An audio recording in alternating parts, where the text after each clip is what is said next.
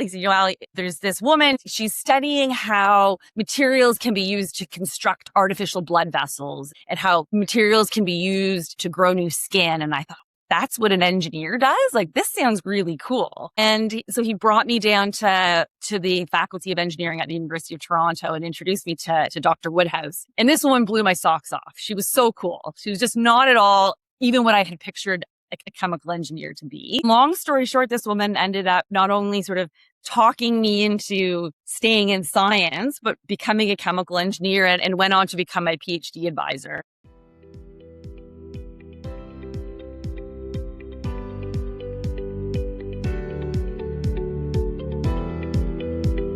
From laboccupier.com, welcome to NGBideas, a podcast about leaders in Canadian life sciences and the stories behind their journey.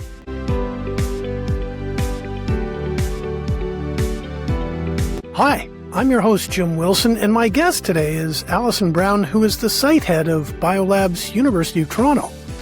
Allison grew up on the east side of Toronto in Scarborough, Ontario, and when she was a young student, she announced to her family that journalism was what she wanted to pursue. But her father, who is a chemical engineer, arranged a meeting for Allison with an engineering professor at the University of Toronto, and that meeting changed her life.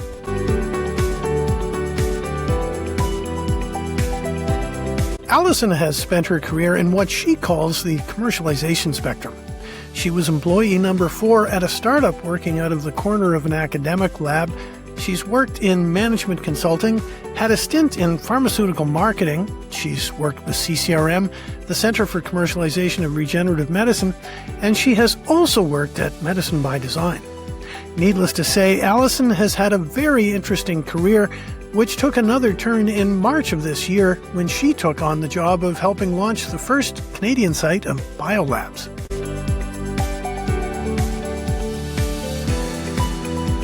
Founded and headquartered in Boston, BioLabs is an international membership-based network of shared lab and office facilities that are located in 20 key biotech innovation clusters around the world. BioLabs University of Toronto is located in the Mars Discovery District, and Allison's role has positioned her at what is arguably the epicenter of innovation and commercialization in the Canadian life sciences community.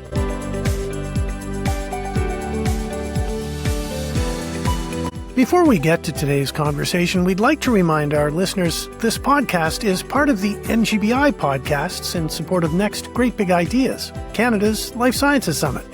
For details, please go to nextgreatbigideas.com. This episode of NGB Ideas was recorded in July 2026.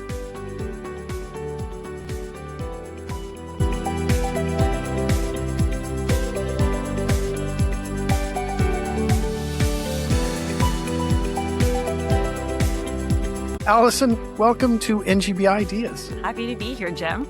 I'm glad we're finally able to make this happen. It's been stop and go for a while, mostly because of me. So you were born in Scarborough, Ontario, and I'm guessing in the 1980s. And for those who don't know, Scarborough is the eastern suburb of Toronto, but it used to be a separate city that was amalgamated into Toronto in, I guess, the late 90s, which means you lived in 2 cities growing up without actually moving. Where in the city did you grow up? So, Jim, I grew up in an area called the Rouge Valley, which is sort of actually between Scarborough and Pickering, which is another eastern suburb. That's way out there. Which is way out of the east end, but grew up backing onto the Rouge Valley. Nice. So, my parents and family members are still there. But yeah, it was a great place to grow up. Lots of sort of nature in the backyard. We backed onto Petticoat Creek, which was the creek that runs through the Rouge Valley. And yeah, it was not a place that I ever wanted to go back to as an adult or even as a young adult.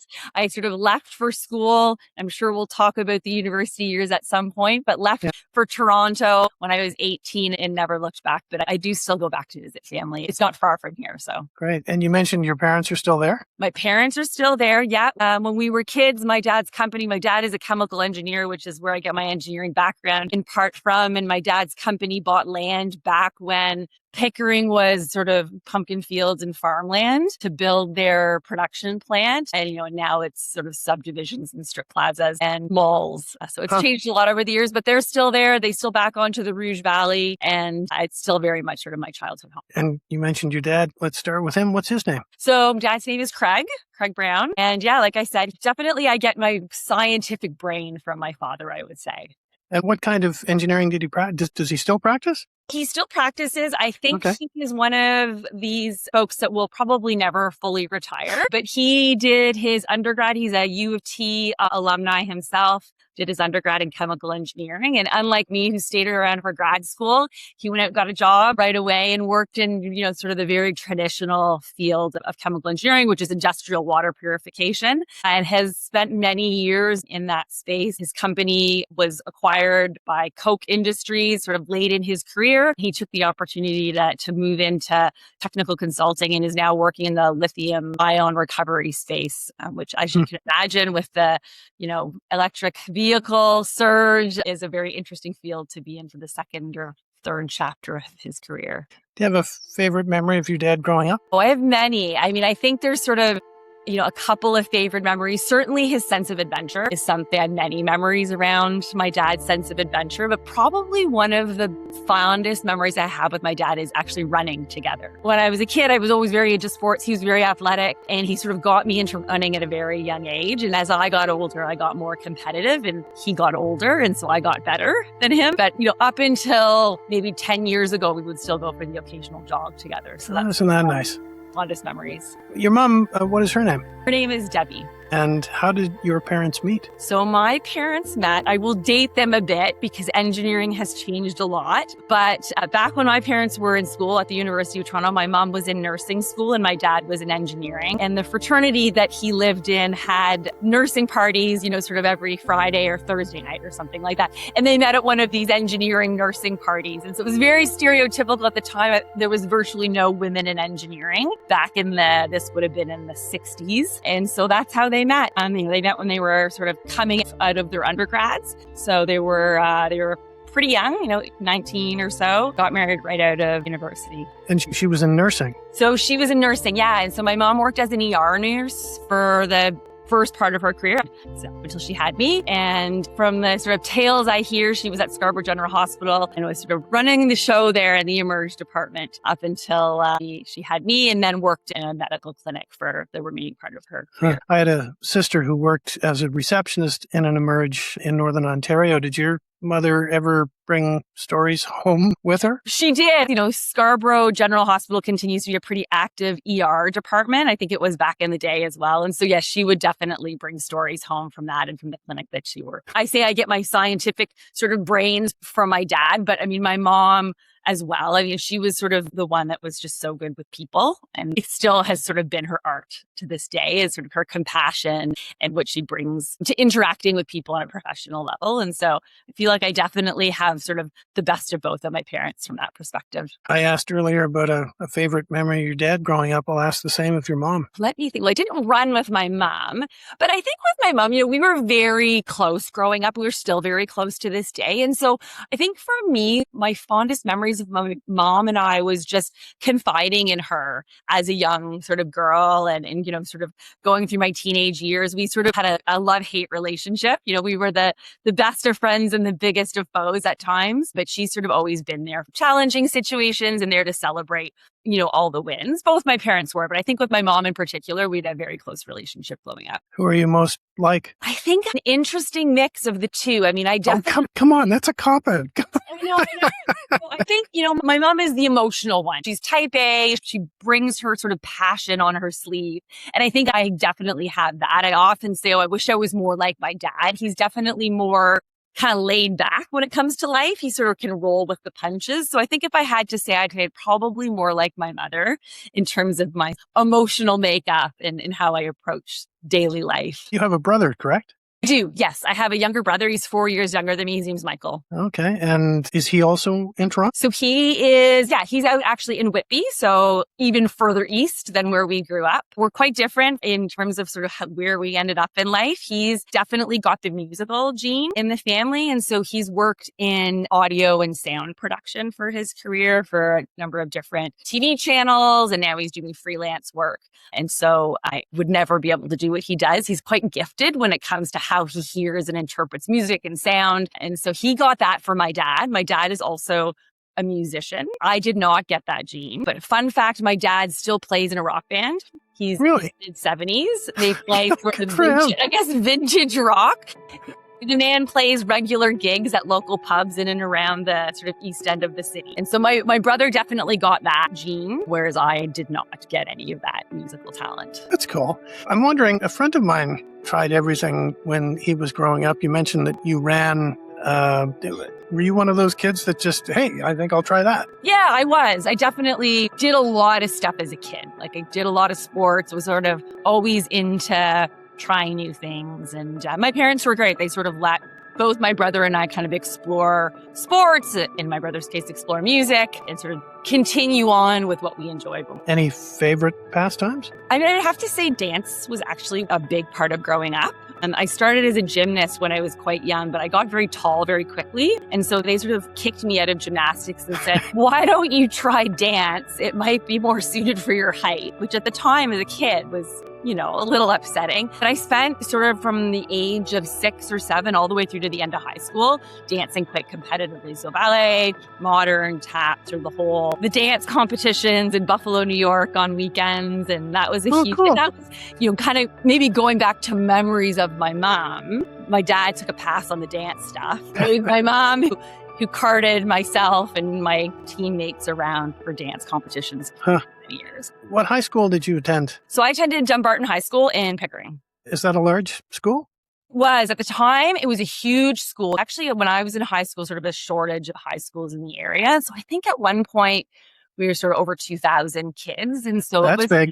It was big, 2 auditoriums, a pool, big sports school. And so it was more sort of like an inner city school in terms of its size than a sort of suburban high school. And were you on any teams in high school? I was, yeah. I was big into volleyball and basketball were my 2 sports. I definitely sort of was better at volleyball than I was at basketball, but those are the 2 sports that I played, as well as running cross country. What about your grades? My grades were always good. I knew you were going to say that. I was an overachiever, Jim. I was definitely an overachiever. I played sports. I was on student council. I look back and I think, my gosh. But yes, I was definitely studious. I always took school pretty seriously. But I think, was able to find the time to still have a good time and do the sports and, That's other good. stuff outside the academics. Being a high achiever can be a blessing and a curse. I wasn't cursed with being a high achiever and muddled through, and marks were not something that came easily to me. Did they come easily to you, or did you really have to work at it?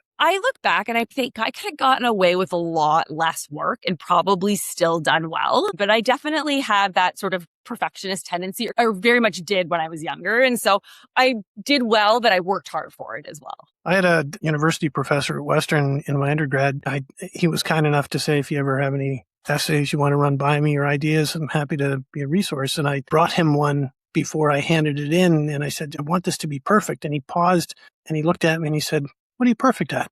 I said, well, nothing. He said, then don't put that pressure on yourself. And that's advice I've taken to this day. With a father who's an engineer and a mother who's a nurse, I'm guessing science was one of the courses that you gravitated towards in high school? It definitely was. Yeah. It was interesting though. Like I loved science and it definitely came easily to me, but I also loved English. Like I loved English class. I loved the arts. And I think I got that maybe from my dad a bit more. Sort of, I didn't get the musical gene, but I really gravitated towards some of the more like arts like topics. You liked obviously sciences and you liked arts. I thought I read that was a grade 12, you were interested in becoming a journalist. It was, yes. When I was in high school, there was 5 years of high school in Ontario. And so this was grade 12. I had another year to go. And I pronounced to my parents that, I was not, in fact, going to go to university for science. I wanted to become a journalist. How'd that go?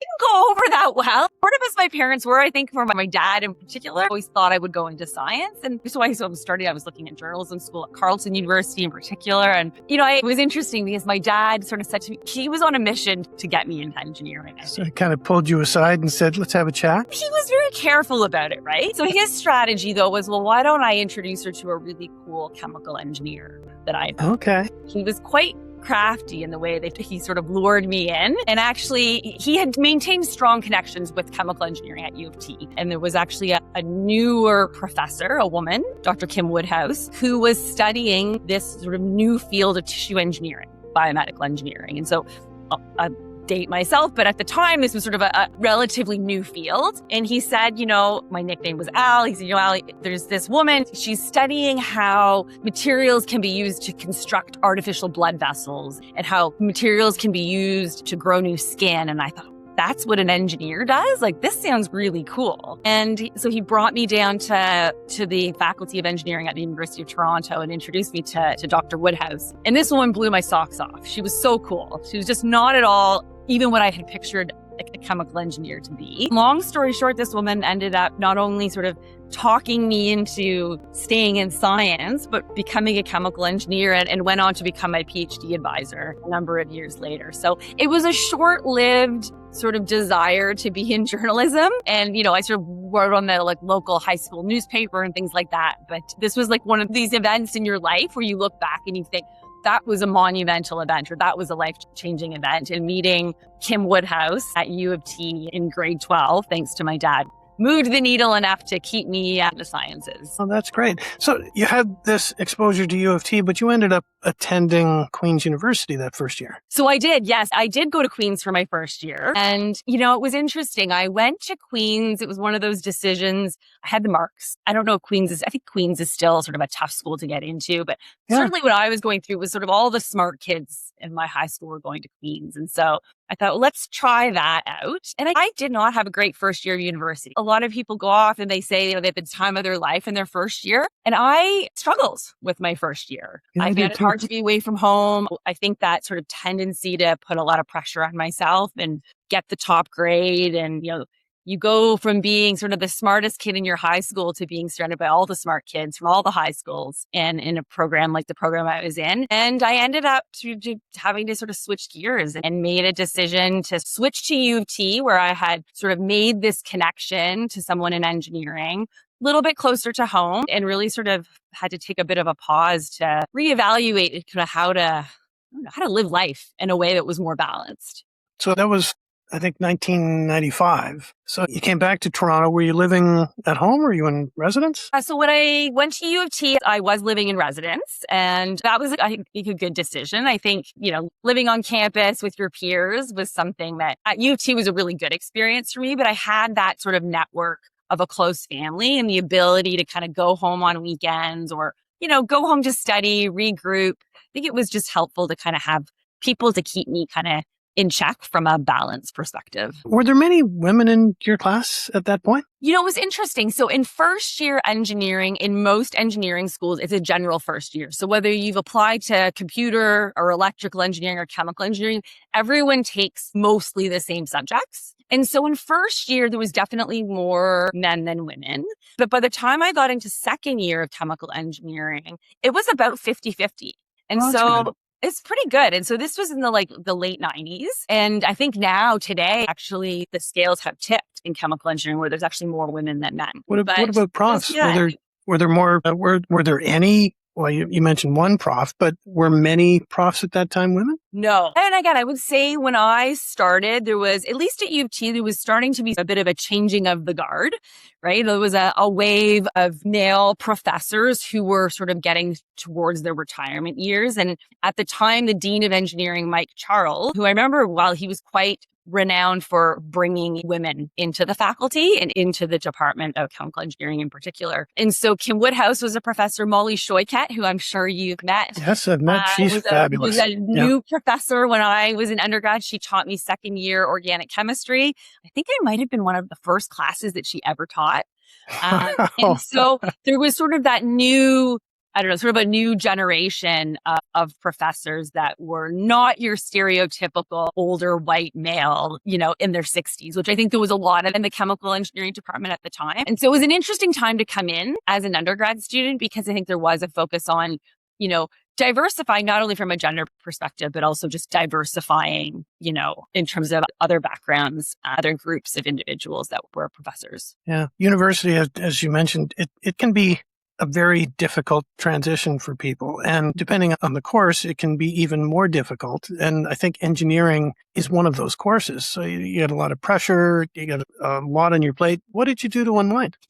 The one thing I will say about engineers is they work really hard, but they also play really hard. And so there was a really great social environment built into engineering and even built into being in residence. I stayed at the New College residence on campus at U of T. So I actually lived with a lot of non-engineers who had much sort of lighter course loads than I did. But I just, had a good time, played intramural sports. We had an engineering sports team. So I was really into that and, kept up with running and got into always sort of exploring new sort of ways to stay healthy and stay fit. And so that was definitely a good outlet for me. And just, friendships, I made friendships in my undergrad of university that I still have today. I still have a really close group of girlfriends that I've known for literally decades now. And we were kids when we met in undergrad at U of T.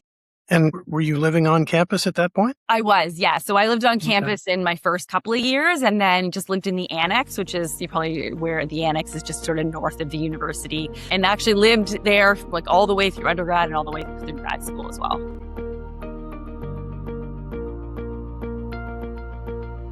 Hi, it's Jim. When we come back, Allison and I talk about a summer job she had in a lab and the question at the end of her fourth year of university that became the focus of her doctorate. Don't go away. I'm Jim Wilson, and you're listening to NGBideas, Canada's Life Sciences Leadership Podcast.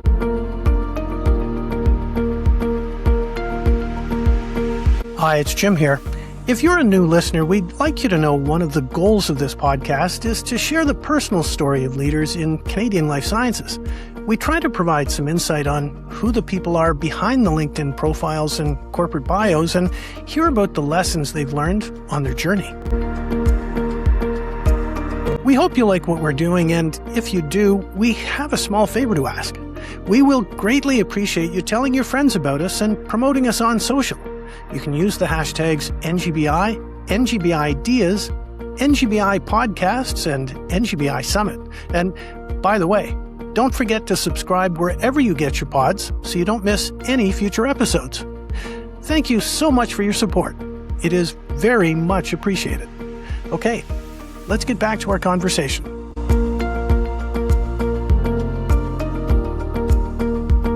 Hi, it's Jim Wilson, and you're listening to NGBideas. My guest today is Allison Brown from BioLabs University of Toronto.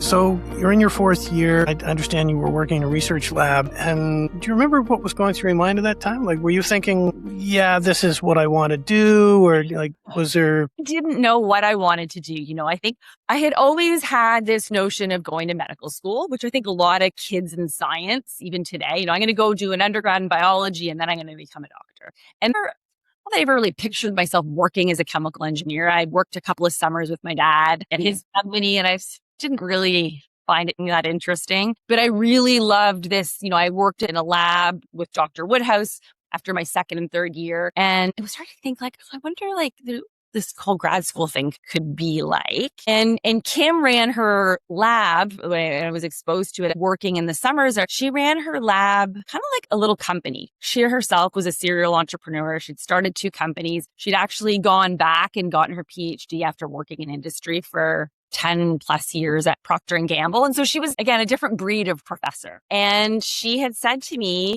at the end of fourth year, what are your plans? What are you doing this summer?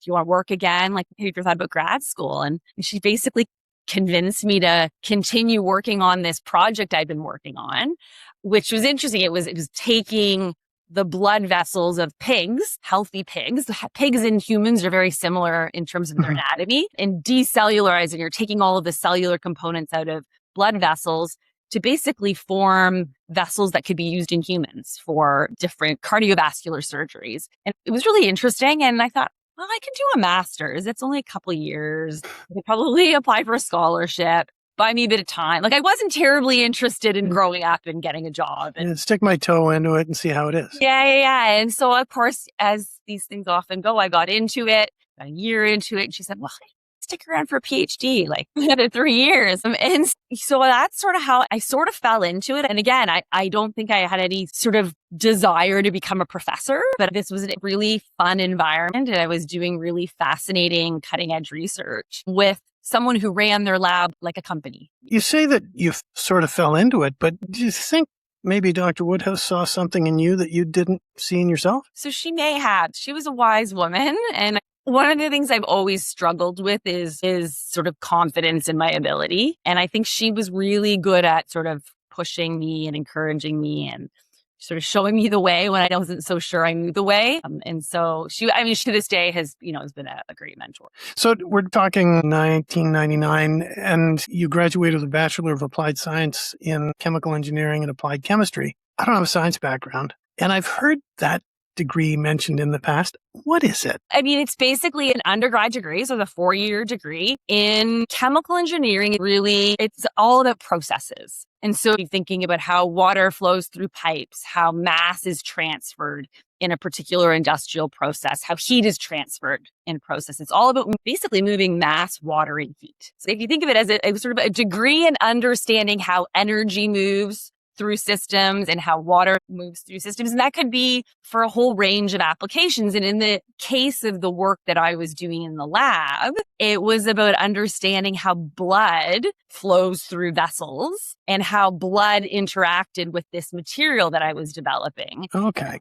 And so that was sort of basically taking the fundamentals of heat, energy, and mass transfer, which are the cores of chemical engineering, and applying it to biological systems was sort of the crossover that I was doing in my research. Thank you for dumbing it down for me. I appreciate it. So it's the spring of 1999. The dot-com bubble is about to go haywire, but the economy at that point was doing pretty well. You just graduated. And you did decide to pursue a PhD. Was that a difficult decision? It sounds like maybe it wasn't. It was just, was it natural? No, it wasn't. Definitely wasn't. Like I said, I started as a master's student, master's degrees for 2 years. And so I started as a master's student, and there was a process where you could effectively bypass your master's degree and defend a year's worth of work and become a PhD. And so I kind of moved into this PhD program within the first 8 months or so of being in grad school. So it was a very natural progression for me because I had been working in this lab during the summer. I'd stayed on sort of after I did my undergrad. And so I kind of avoided the real world to some extent. I sort of stayed in the university bubble, which, like you said, there was a lot going on with the dot-com industry. And so I think it was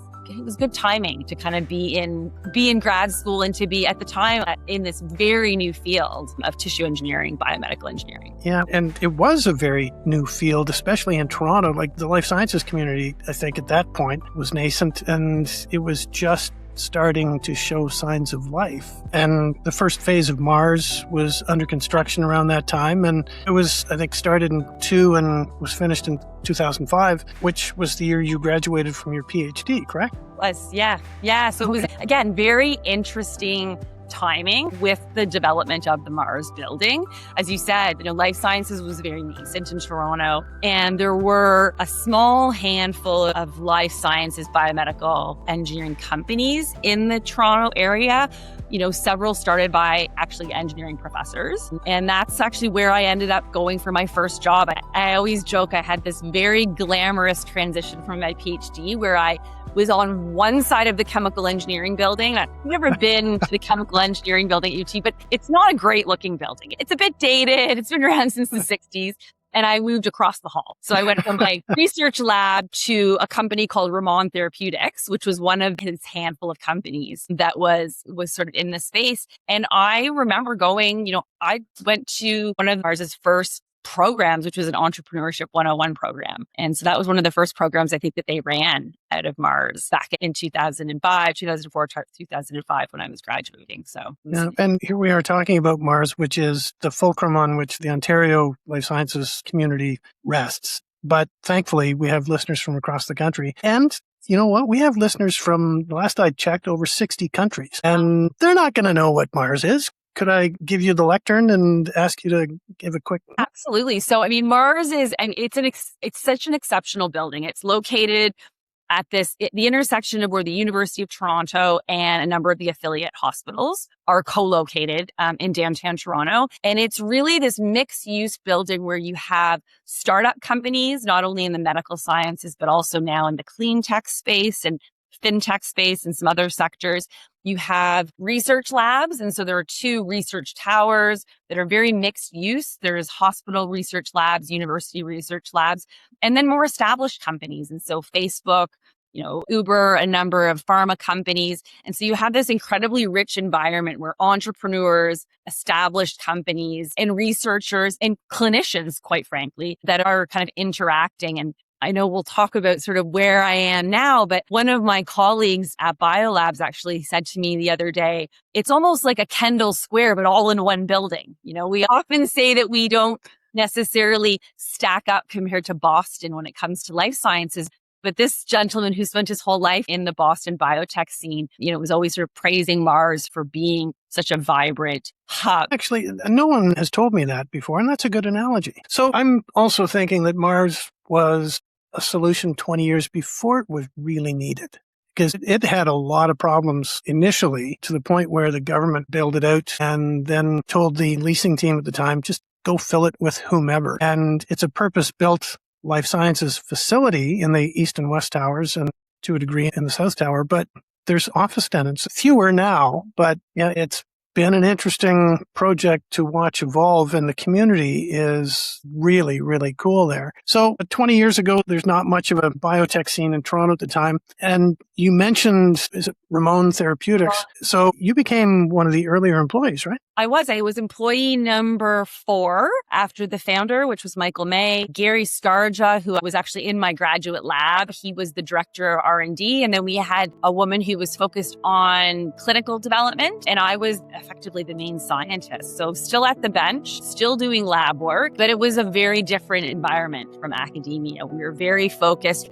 The technology was a polymer, a synthetic material that Michael, during his PhD, had worked on, and they effectively formed very small beads of this material that would degrade in your body and encapsulated it in almost looked like a tea bag in a square sort of pouch that you could put on wounds, deep chronic wounds like diabetic foot ulcers or pressure sores.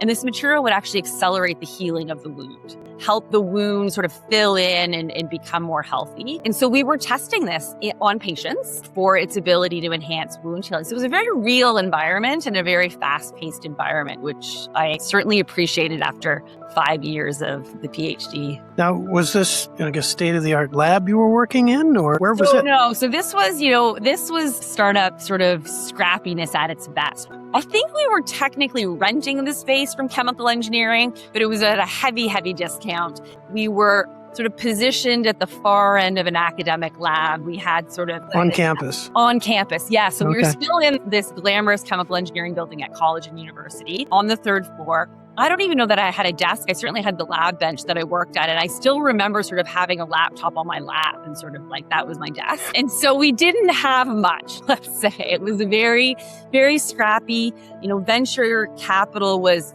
virtually non-existent in Toronto at the time. We were backed by angel investors from Europe. And so that was our early source of capital. And really, the goal at Ramon was to do a strategic partnership with one of the big wound care companies, a Smith & Nephew or a Coloplast or a company like that had a massive global wound care portfolio. We made great headway. And I say we, largely Michael was the external face of the company. But one of the things that helped me transition ultimately out of being in the lab was getting some exposure and experience to these partnering conversations and learning how to package science in a way that resonated with investors, in a way that resonated with sort of the non-technical audience. Yeah, I'd like to go down that path if we could, because I guess this is around 2006, and it sounds like that whole experience about being part of a startup and the scrappiness that you mentioned caught your attention. Well, for sure. Yeah, I think the pace really appealed to me. I think being in the PhD program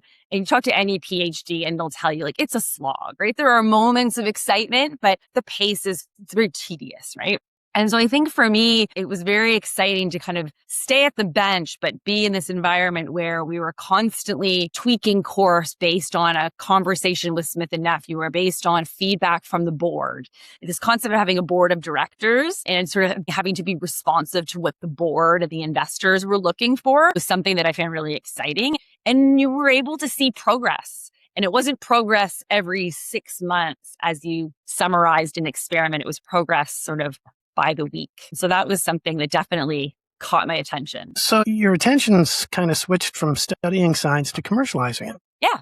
That was really my first experience working in the commercialization realm. And I've spent my career sort of in that realm. And I often say I've kind of moved, it's a scale, right? Commercialization, there's so many points along the way to get a product to market. And this was a very early company, but we were testing our product on patients. And so when I look back on it, it was actually a very fortunate role to be in so early in my career to get that exposure to, a board of directors, partnering opportunities, and then a clinical trial. Did you ever think of doing an MBA? I did think of doing an MBA. I ultimately knew I needed to get away from the bench. As exciting as this startup thing was, I was very intrigued by this concept of business development and technology commercialization. And so I was starting to think, well, how do I get away from the bench when that's the only experience that I have? And so I did think of doing an MBA. To be honest, the thought of more school at this point in my life, I couldn't. You were done. Couldn't go there. And so actually what I ended up taking is again, sort of serendipity, I had met an individual who was working in management consulting for a small Toronto-based firm called Shift Health. It was called SHI Consulting at the time. And he was kind of doing the business of science. He was telling me about the work he was doing, and this sounds like a way out. This sounds like a way out of the lab. And so, Ramon, like many companies at the time, was sort of struggling a bit. And I thought, well, I don't know how much longer things are going to be around for. And I had been actually funded through an industrial postdoc position in my time at Ramon Therapeutics. And that was coming to an end. And so I applied for this job at Shift Health as an analyst, which I don't know how familiar you are with the consulting field, but it's sort of the bottom feeder job in consulting where you start regardless of your experience. And so that was my next sort of role, was to work as an analyst at Shift. And that's right at the intersection of science and business. It kind of lit a fire in you, didn't it? Definitely.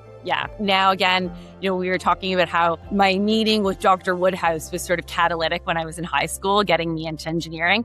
This lunch meeting that I had with this individual, his name was John McGraw, and he encouraged me to apply for this role at Shift Health. And that was like another big kind of catalytic moment in my career, because it kind of launched me out of the lab and got me into an environment where I was interacting with established pharmaceutical companies, but also at the time, and Shift today still has this sort of dual portfolio where they work with companies, but they also work with major research institutions on research strategy. And so everyone I worked with there was a PhD from different scientific realms, but everyone was sort of there with a common mission of sort of bridging the gap between science and business. So I felt like I kind of found my home there. So to speak. Found your tribe. Yeah. So you were there for about 3 years, and in June 2009, I think you went back to U of T to work as a project manager for biomaterials for regenerative medicine. Why did you leave if you were enjoying it so much? Well, consulting is one of those things. It's great experience. It's trial by fire, but the hours are long. And I started as an analyst, and I was promoted to consultant and then promoted to senior consultant. So I had the opportunity to kind of work on bigger and bigger projects. And I wasn't necessarily looking to leave, but I mentioned that Ramon Therapeutics had gone through this transition where they were struggling with funding. They actually were able to secure a grant from the province of Ontario through the Ontario Research Excellence Fund, or the ORF, which is still around today. And it was in partnership with U of T. And, I had now spent 3 years as a consultant, learning the ropes of project management and technology commercialization. And Michael May, who was my boss at Ramon, called me up and said, we just got this new funding through the province. It's working with the Sefton lab at U of T. Michael Sefton is another professor of engineering at U of T. Are you interested? Let's have lunch. This sounds pretty cool. Like, it would be neat to come back to the academic environment, but with a different hat on. And so that was sort of my motivation to make the move.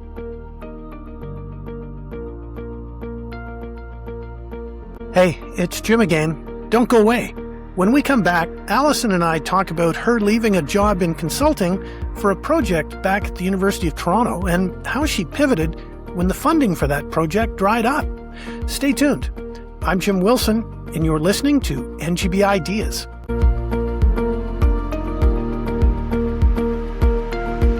I mentioned earlier that one of the goals of this podcast is to promote the next Great Big Ideas Summit. NGBI is an independently organized fundraising initiative in support of McMaster Children's Hospital in Hamilton, Ontario, and I'd like to take a moment to talk about the organization. MacKids is one of the top critical care pediatric hospitals in Canada, and the team there serve patients and families in need over a huge geographic area that encompasses Niagara Falls, Brantford, Hamilton, Burlington, Guelph, Kitchener-Waterloo, and north to Grey County. McMaster Children's Hospital serves a population of over 2 million people, and it provides world-class care. So, if you have an interest in supporting a very worthy cause, we hope you will consider supporting MacKids. For more information, please go to hamiltonhealthsciences.ca/McMaster-Children's-Hospital. Now you know our why. Let's get back to the show.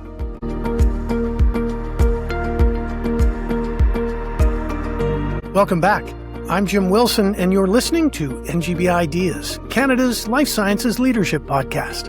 My guest today is Allison Brown from BioLabs University of Toronto.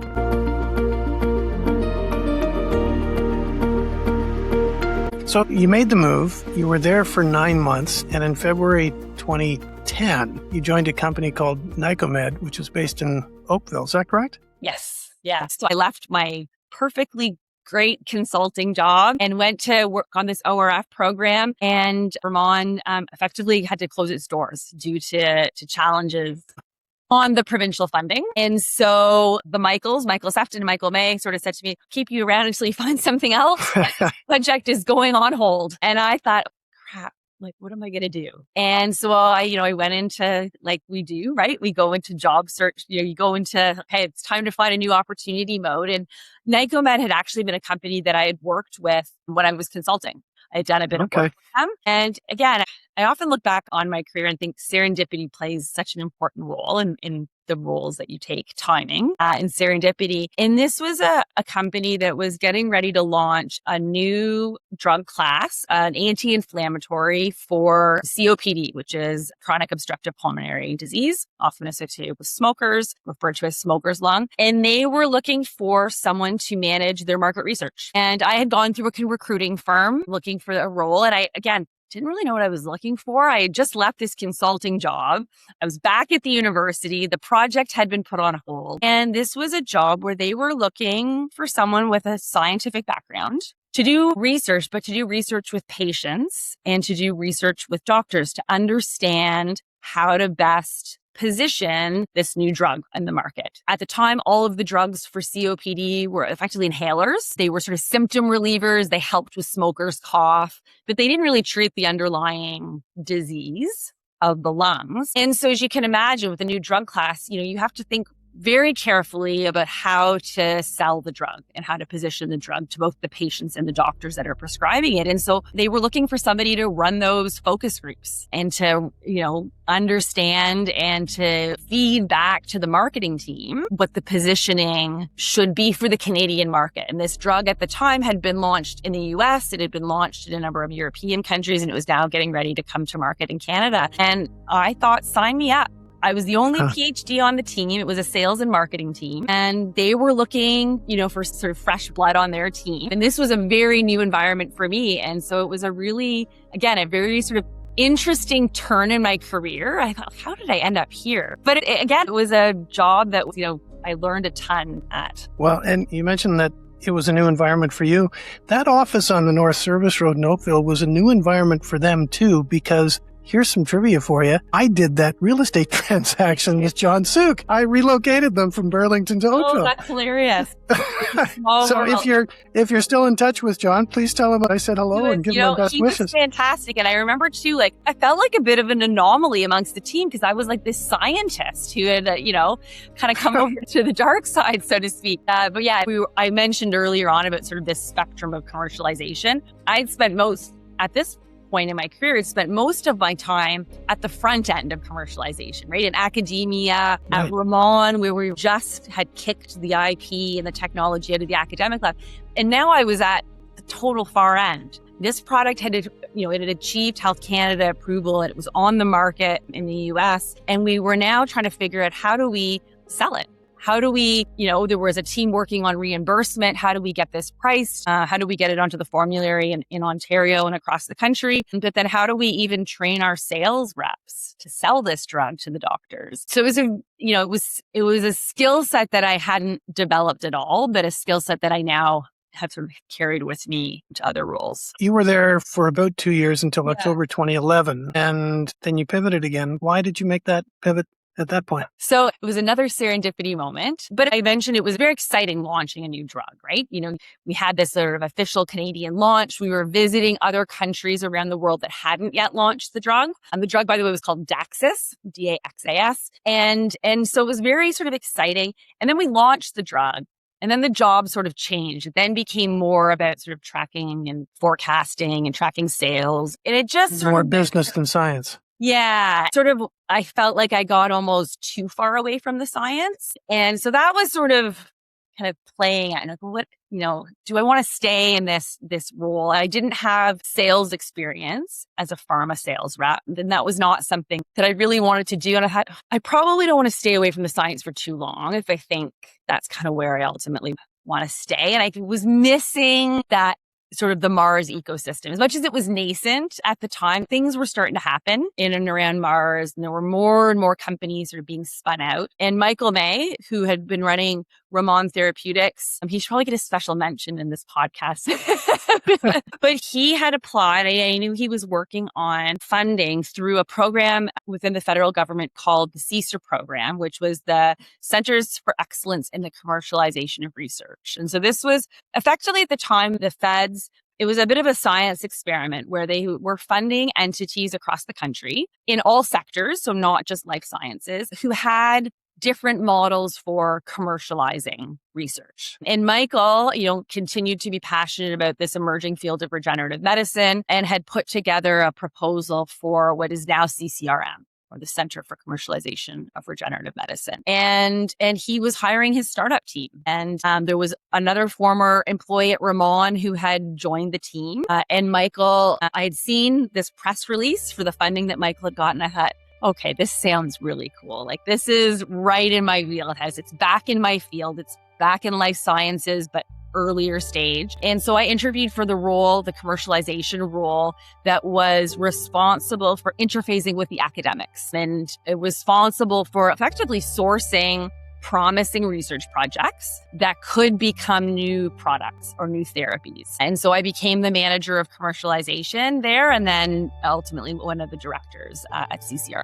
So you were in that role, I think, for about 6 months, and then you became that director. And in March 2014, you became director of strategic partnerships. Could you walk me through those positions? What did they entail? Yeah, for sure. So as I mentioned, I joined as the manager of commercialization, and my job was to interface. We had sort of this group of core institutions that were partners: U of T, Sick Kids, University Health Network, Mount Sinai, as well as Ottawa Hospital Research Institute and McMaster. And so I was working very closely with the academics at these institutions, and actually, worked on developing the initial diligence process at CCRM for taking in technologies, evaluating them. And then what CCRM did and still does very well is the ability to actually validate technologies in-house. So to take a particular, whether it's through a license or through a collaboration, to actually sort of validate a technology in the hands of other scientists, in the hands of CCRM scientists. And so I effectively started that that team along with a colleague, and then was promoted to the director level where I was overseeing a larger team. And then one of the very exciting things that happened at CCRM was a partnership with GE Healthcare. And so FedDev Ontario, which is one of the economic development agencies within the federal government, had a large call at the time around advanced manufacturing, a large funding call. And I think in the sort of the eyes of many folks at FedDev, advanced manufacturing at the time was sort of the automotive industry, the aerospace industry, these sort of traditional manufacturing industries. But Michael was always a visionary. And he said, well, cell manufacturing, cell therapy manufacturing is also advancement. It's arguably more advanced manufacturing because you're dealing with biological materials. And so we went through a very long process of applying for it. Ultimately, CCRM was awarded funding for a big project with GE Healthcare, which helped build out some of their facilities in the Mars building. And so the strategic partnerships piece was largely managing that relationship with GE Healthcare through the sort of multi-year process of securing the $40 million. That sounds like it was a pretty cool time. It was a very cool time. At CCRM, when we started, we were sort of squatting in a small office in Mars. And then we moved over to the Banting building, which is now been taken down on campus, but a very historical building at U of T where insulin was discovered. And we had space there. And then this new partnership with GE enabled CCRM to build out the facilities that are still at Mars today on the 10th floor, where there's a full process development facility, a manufacturing facility. So it was quite transformational, not only for CCRM, but I think for the ecosystem, and remains, one of the few sites that you can actually do cell and gene therapy manufacturing in Canada. Yeah. Yeah, it's a BSL-3 lab on the 10th floor. And yeah, it's an amazing facility. So you were at CCRM for almost 4 years. In February 2015, you left to take a position with Design Resources Group, DRG, as a consultant. Were you recruited or couldn't get it out of your system? What? Oh, I know. It was interesting. At this point with CCRM, there was sort of this big GE opportunity that was coming online. And there was also a renewal of CSR funding that was coming up. One of the challenges that happened, and this happens all the time with grant funded initiatives, is you get funded for the first 5 years and then you apply for renewal and you may or may not get your renewal funding. And the CSR funding was sort of the operational funding at CCRM that kept the lights on and kept the machine going. And it was, sort of unclear whether that renewal to operational funding was going to happen.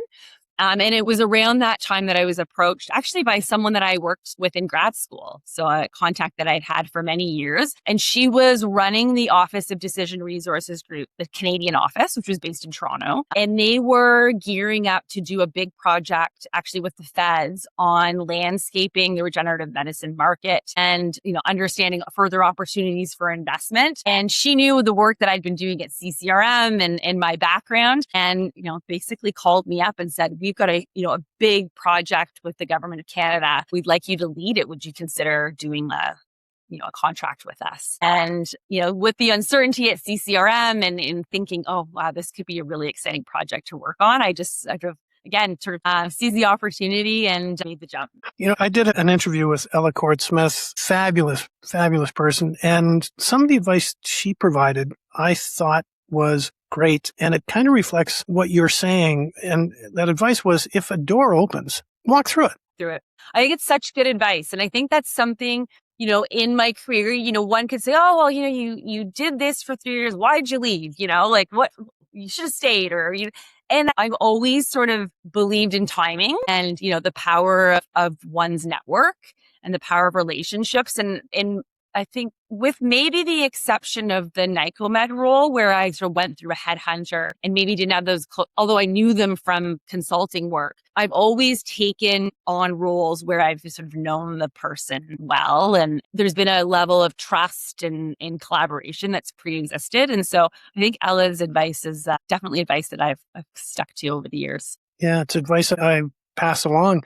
So you were at DRG for just over 1 year, and there was a major funding announcement in 2015 that caught your attention. What was it for? So again, I can't seem to get away from the funding announcements and the field of regenerative medicine. The federal government, again, this was we were talking about the CCRM program being a new program. Well, the program that this funding announcement was for was called the Canada First Research Excellence Fund. And so this was, I often say, it was a very un-Canadian-like funding announcement from the feds. And they decided to invest. It was a competition, national competition, but the goal was to invest very deeply in single research institutions where the institution had global leadership.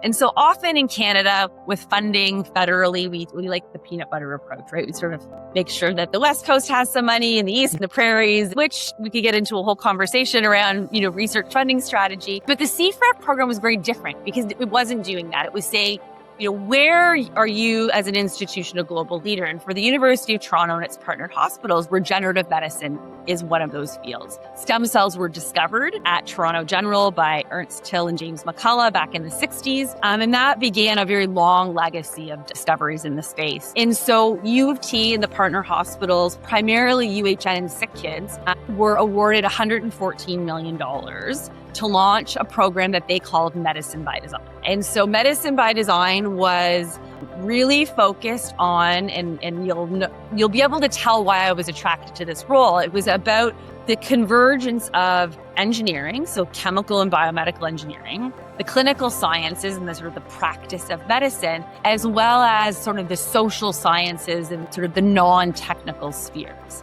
And so it was focused on how do we bring these different scientists together to offer new perspectives into the design of cell and gene therapies. And they were hiring for a director. And I thought, well, this has got my name written all over it. This is an opportunity to come back to the university, be close to the science and not do the science, but oversee the research strategy. So in many ways, it drew upon these different experiences that I'd collected over the years. It sort of drew upon the marketing experience that I had from NICOMED because there was going to be a whole storytelling component to this. It drew on my time at Ramon in terms of how do we commercialize early stage technologies, but also the experience with clinicians in sort of the clinical realm. And so that was the sort of motivation to take on the role. You were there, I think, for just over 3 years, but you were working with a lot of academics that you knew, and they were looking for someone that you were the best match for. Obviously, you wouldn't have gone there. It sounds like that was a bit of a dream job. It definitely was. Yeah, it was definitely a dream job. The scientific director, when I joined, was Michael Sefton, who had been the chief scientific officer at Ramon Therapeutics. So again, arguably a sort of a forefather of the field, but someone that I knew and I deeply respected and I knew would challenge me. Michael, I think you may have interviewed Michael at some point, but he had high expectations, certainly a visionary when it came to the science and the engineering. So yeah, it was definitely a dream job. And the opportunity to represent, at the time, Medicine by Design was the largest single grant ever awarded to a Canadian research university. We've since been sort of replaced with that status by a bigger CFREF grant, but at the time it was the biggest sort of kid on the block. And so it was definitely a highlight. CCRM is the commercialization partner of Medicine by Design. And I'm wondering how that relationship works. Yeah, it was such an important relationship from the very beginning of Medicine by Design. And actually, even as the proposal to the CFREP program was crafted, Michael May and Peter Zanstra, who's the chief scientific officer of CCRM and now a professor of biomedical engineering at UBC, were very much involved in the crafting of the application. And I think the idea was, as the philosophy was, as scientists, our jobs as a scientist is not necessarily to be thinking about commercialization or to be understanding where the field is going or how a clinician is going to necessarily want to treat a patient. And CCRM has that expertise. And so the idea was, how can we expose the academics in the Medicine by Design program to the concept of commercialization early on in their research projects? And so if you go back and you look at the various research projects we funded at Medicine by Design, and we funded about $75 million worth of large scale. These were big team projects. And they all had a very translational focus. They were all focused on sort of a therapeutic application or an enabling technology at the end of the day. And CCRM was very involved in informing the foci of those projects. They weren't sort of dictating what the scientific plans were, but they were providing the perspective of the end user, the perspective of the market. And then they continue to do that throughout the Medicine by Design program. It was, I was with NBD for about 6.5 years. And the relationship between NBD and CCRM evolved as the projects evolved. And ultimately, what we ended up doing is this $114 million, had a shelf life. We had 7 years to spend down on the funds, which we did very effectively. We recruited 16 new faculty to the university, as well as funding these very large scale projects. And when we ultimately folded Medicine by Design into CCRM to become, again, if we kind of go back to this commercialization spectrum, to kind of become the front end of CCRM, we had now all of these sort of well-established relationships with the academics, albeit in the Toronto ecosystem, because again, the money had to be spent at U of T and the affiliate hospitals. But we were able to sort of position MBD to sit in front of the team that does the process development, the team that does the formation of companies.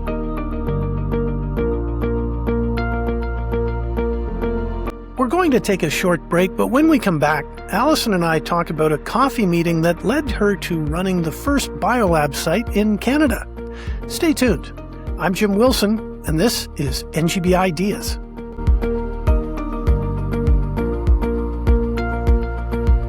Hi, it's Jim Wilson, and I'd like to take a moment to talk about the next Great Big Ideas Summit, which is coming this fall. If you are part of the Canadian life sciences community, NGBI is one of the key events you want to put in your calendar. The NGBI Summit is an independently organized, not-for-profit, national networking event that attracts innovators, investors, disruptors, academic entrepreneurs, industry suppliers, today's leaders, and startup founders from coast to coast who are quite likely many of tomorrow's industry leaders. The summit is an event that generates the kind of conversations that happen only when the right people are in the room. So if you are a member of the Canadian life sciences community, and frankly, even if you're not, but you'd like to be, this event is for you, and we invite you to join us. For details on sponsorship and to purchase tickets, please go to nextgreatbigideas.com. Thanks so much. We look forward to having you join us. Let's get back to the show.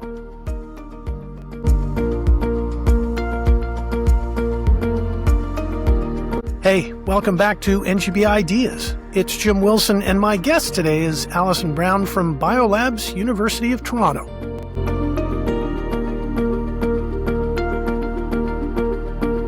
So you eventually transitioned, and maybe we just touched on this earlier, to a new role at CCRM, which was the Senior Vice President of Academic Engagement and Philanthropy. Mm-hmm. And that also took you down an interesting path. It did, for sure. So we went through a year with Medicine by Design of transition, let's say, where we were effectively establishing a new business unit at CCRM for Medicine by Design for this academic engagement piece of the story. And for those who know CCRM well, it's very much about the network around the core company creation unit at CCRM and the core process development unit. And the academic piece was a key part of that. But the other key piece was at the time, and still very much is, looking for new opportunities for funding for an entity like CCRM, which is a not-for-profit itself. And philanthropy was an area that the organization had never explored. And Michael May and Michael Israels, who's the CFO there, they, a few years ago, set up a foundation arm of CCRM. And so the vision and, my role as the senior vice president was to effectively kickstart the CCRM Foundation and launch its initial marketing campaign and develop a strategy for engaging with the philanthropic community in Canada. So September 2022, you became a mentor in advanced therapies at Creative Destruction Lab. And that's another organization, CDL, that I have heard so much about but know so little of. Yeah, so CDL had a very close relationship with CCRM through this advanced therapy stream. And CDL, it's all about, helping to scale science-based companies. They initially started as a very Toronto-centric organization. They were spun out of the Rotman Business School, CDL. It has since grown. There are streams of CDL all over the world, and both location-wise, but also in terms of sector. And so what started as a general health stream at CDL has now branched off into different specialties. And the advanced therapy stream was a stream CCRM sponsored. And so the way CDL works, and with the caveat that I don't work for CDL, but certainly as a mentor, is a sort of a mentorship-based program where companies apply and they go through a series of sessions throughout the year where you set objectives around your venture. So typically sort of 3 action-based objectives to advance the company. And at these sessions, you effectively present as a company to a room full of mentors, many of whom are potential investors. And so you're constantly being challenged and receiving feedback from a group of experts in the space. And so as a mentor, I would, throughout the course of the year, I think there was 4 or 5 sessions that would culminate with a super session at the end of the year. And each meeting, there was sort of a vote, a yay or a nay, in terms of companies that got to move forward based on how well you were meeting your objectives. And so that was a very rewarding experience. For CCRM, it was a source of deal flow, certainly, because companies that had been mentored that were cell and gene therapy focused could, be further developed and supported at CCRM. Right. So everything's going great, having a lot of fun. And in March 2026, you made another move. Yeah, I did. And so, again, not necessarily looking for a new opportunity, but had coffee with a colleague, and we were, CCRM, along with many others in the biotech ecosystem in 2024, 2025, there was lots of, let's say, just challenges in the global financial landscape. Venture investment was down. There was some downsizing that was happening across the organization. And again, just some instability, right? You're not sort of sure how things are going to look. We had just rolled NBD into CCRM, but there was not a lot of funding for the program. And I met with a colleague and they said, there's this new group coming to town called BioLabs, and they're going to be hiring for a site director, and I think you would be a great fit. And I actually didn't know much about this organization, BioLabs, but the more I got to know towards the end of 2025, the more intrigued and interested I was. And so BioLabs is a global innovation platform company that provides co-working lab infrastructure, lab space, fully outfitted, along with office space for early stage life sciences and biotech companies. They also have a very deep network of partners that they work with and investors that are brought to bear for the companies that are part of the BioLabs community. And they were looking effectively for somebody to help launch and run their first Canadian site. And that site was the former site of JLabs Toronto, and JLabs had pulled the plug on that facility and 2 others down in the States, I think in Dallas and Seattle, if I remember correctly. But during that time, you and I were chatting about a couple of things, and you took me aside one day and went, I got something I need to tell you. And, it happened really quickly. Like I said, it did.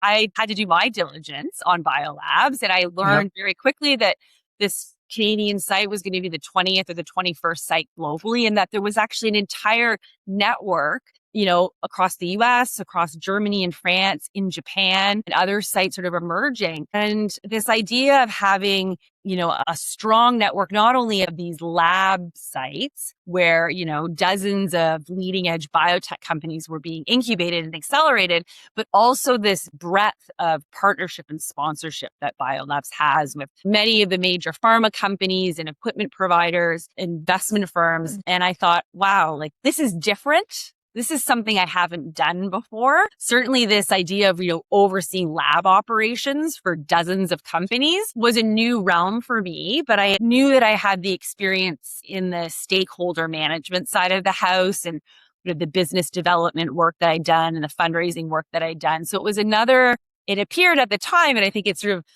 definitely proving itself out to be an opportunity that was sort of capitalizing on, different experiences that I gathered more recently in my career, but also posed some new challenges. And so I accepted the role of site head of BioLabs University of Toronto in March of 2026. So congratulations. It's a partnership with the university? Yes. So many of the BioLabs sites are partnered with major research institutions. And so in this case, the university is the founding partner of BioLabs. And so we work very closely with the university on the ecosystem development programming that we'll be rolling out this fall. And so the idea with BioLabs is, we have a group of residents that take space, that lease space on our site. And there are certain benefits of being a resident. I mentioned the various partners that we work closely with. But another really important role of BioLabs is supporting the local ecosystem. And so for the University of Toronto, you can imagine, this global network of pharma companies, this, network of investment firms that span far beyond Canada is something that was highly desirable when you think of, U of T is really an internationally renowned institution. And so the international scope that BioLabs brings to the ecosystem is something that's of high value. And so I think it's a relationship that's sort of definitely mutually beneficial because, the output of the university and its partner hospitals in terms of new startups is also, I don't have the numbers at my fingertips, but, it's quite prolific in terms of new companies that are spun out every year. So Mars is 21 years after its completion. And in my mind, it's just now starting to come into its own. And I'm delighted to have BioLabs as part of the Ontario and the Canadian life sciences ecosystem. Who can apply to be a member or a tenant at BioLabs U of T? How does that work? Yeah, so really the requirements to apply is that you need to be a sort of an innovative science-based company. We actually are broader than just biotech for therapeutics. And so many of the companies that we have are focused on drug development, drug discovery and development in the life sciences space. But we also have companies in the agriculture space, ag tech, if you will, in the clean tech space. So really think about it as biotech, biotechnology for different applications. Most of the companies that apply to BioLabs are early stage, sort of at the sort of pre-seed capital stage. So they've maybe raised a few $100,000 up to a couple of $1 million.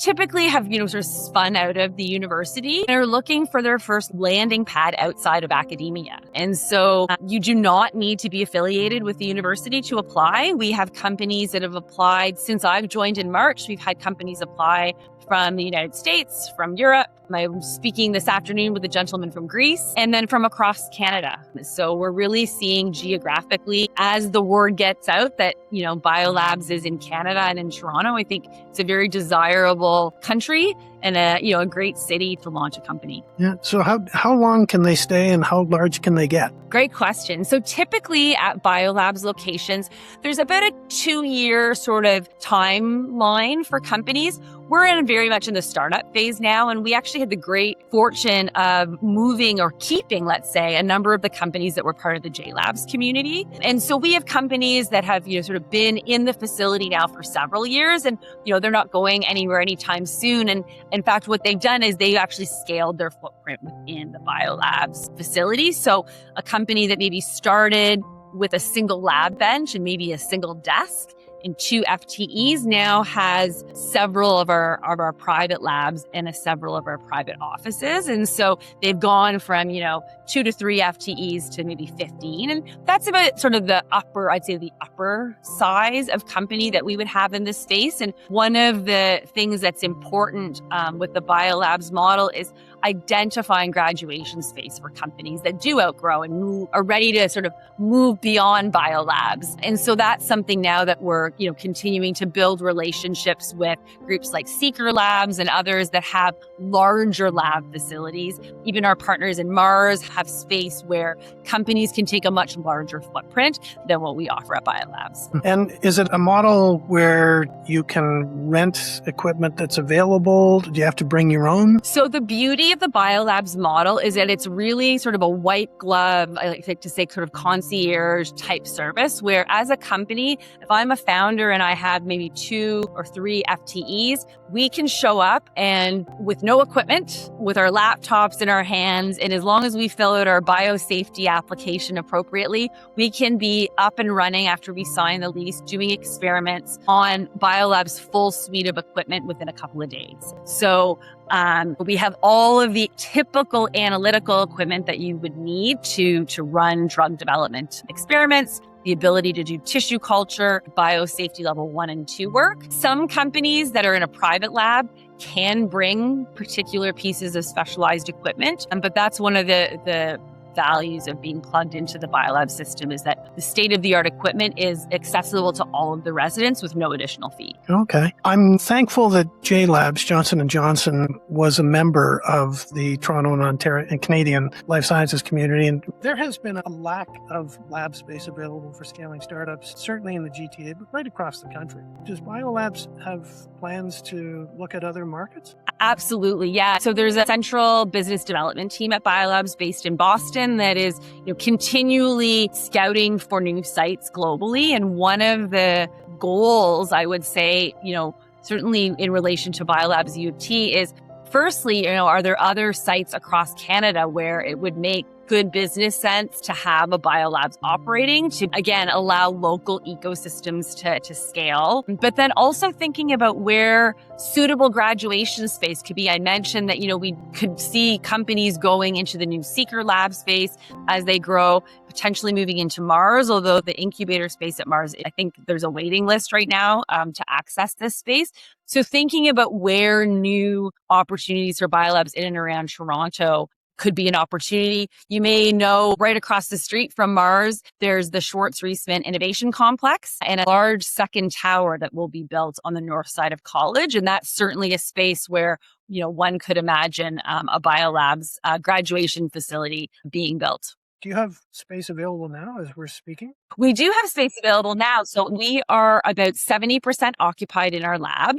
So we have space available in our open concept labs where you can rent a single bench or multiple benches depending on the company's needs. And we also have some private labs available. And then we do have office space available as well. So, actively accepting applications and, have a pipeline of about 40 companies or so that I'm in various stages of conversation with around lab space. You're having fun. You're having a lot of fun right now. I'm having a lot of fun. It's really, I was saying to a colleague the other day, I've spent, as we've talked about, many years in the cell and gene therapy space, but there's so many other areas of biotech, both in the therapeutics realm, but also, as I was mentioning, in agriculture and climate. And so, I get to meet these leading edge companies on a weekly basis and learn what they're working on and understand what their challenges are. And so it's definitely a dream job. Yeah. And that's a great segue into how we end all of our conversations, because you do work and sit at the intersection of science and commercialization. And I'm wondering if, and this may be an unfair question because you see so much, what is the next great big idea on your horizon? Wow, that's a great question. When I think about the companies that I'm seeing within BioLabs, I think there are a couple of areas that are really exciting. And I think,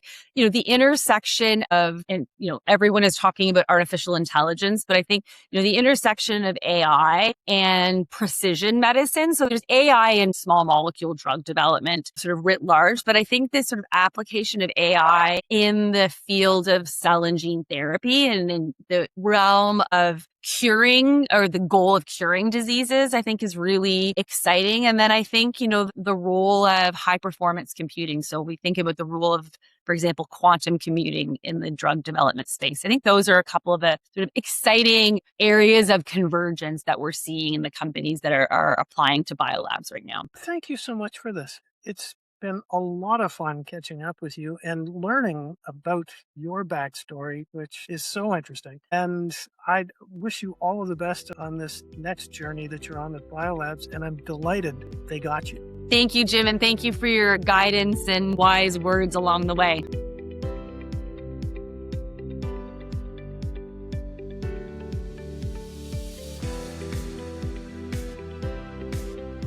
That was Allison Brown of BioLabs University of Toronto in Toronto, Ontario. For details on Allison and her team, go to biolabs.io/Toronto-Canada. You can also follow Allison on social at Allison-Brown. For information about this podcast and our other shows, please visit nextgreatbigideas.com. You can also follow us on social at NGBI Podcasts, and you can follow me on social at Lab Occupier. To learn about me and the work I do when I'm not hosting podcasts, please visit jim-wilson.ca and laboccupier.com. This episode of NGBideas was researched by Xenia Pinto and edited by No Limit Marketing. If you'd like to get in touch, please send us an email. My address is jwilson@Leonard, that's LENNARD.com. I'm Jim Wilson, and you've been listening to NGBideas, Canada's Life Sciences Leadership Podcast.